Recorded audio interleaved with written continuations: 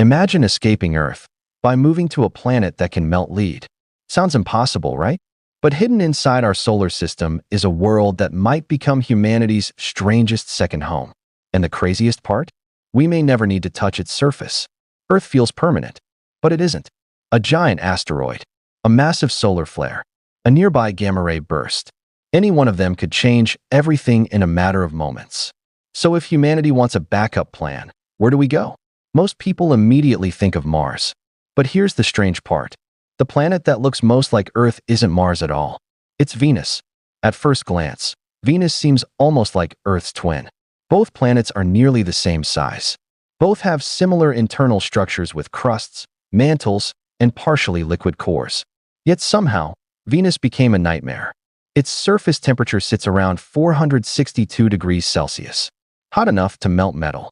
Its atmosphere crushes with a pressure 92 times stronger than Earth's.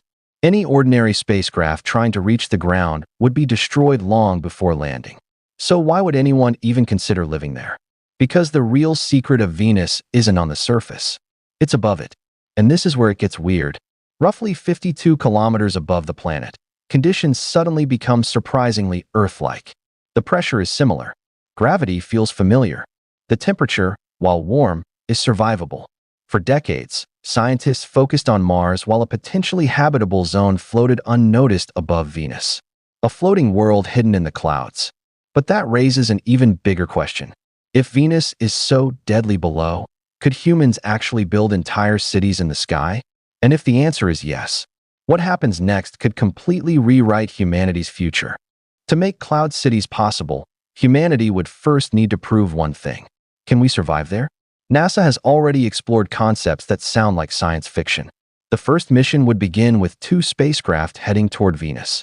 And because Venus is our closest planetary neighbor, the journey could take only about 100 days. One spacecraft would carry robotic systems.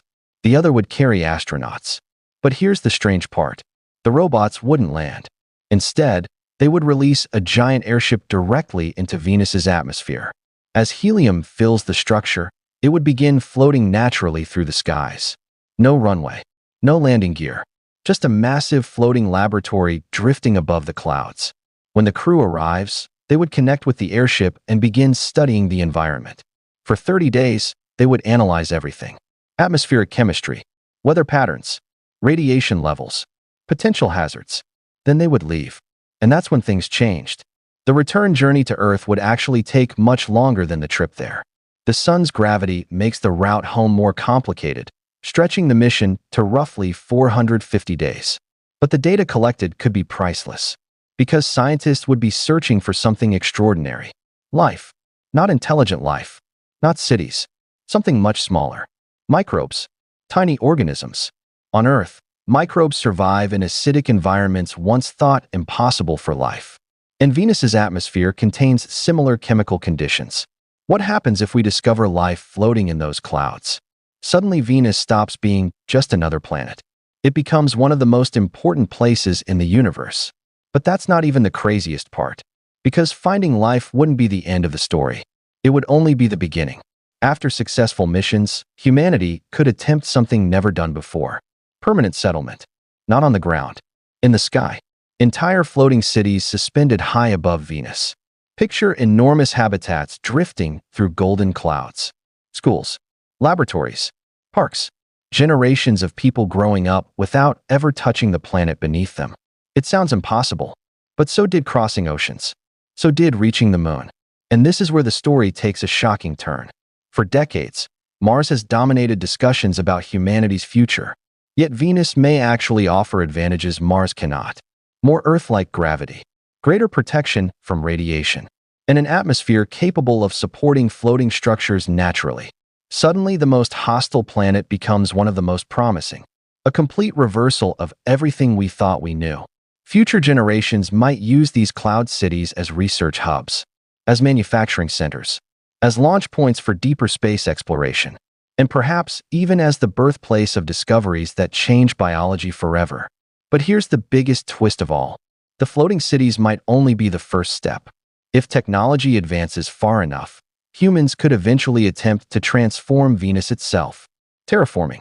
Altering an entire planet.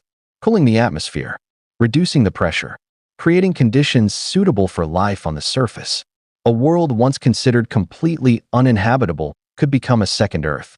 And that possibility changes everything. Because the question is no longer whether Venus is too dangerous. The question is whether humanity is ambitious enough to try. And if one day lights begin glowing inside cities floating above Venus's endless clouds, will that be humanity's greatest achievement? Or merely the first chapter of something far bigger?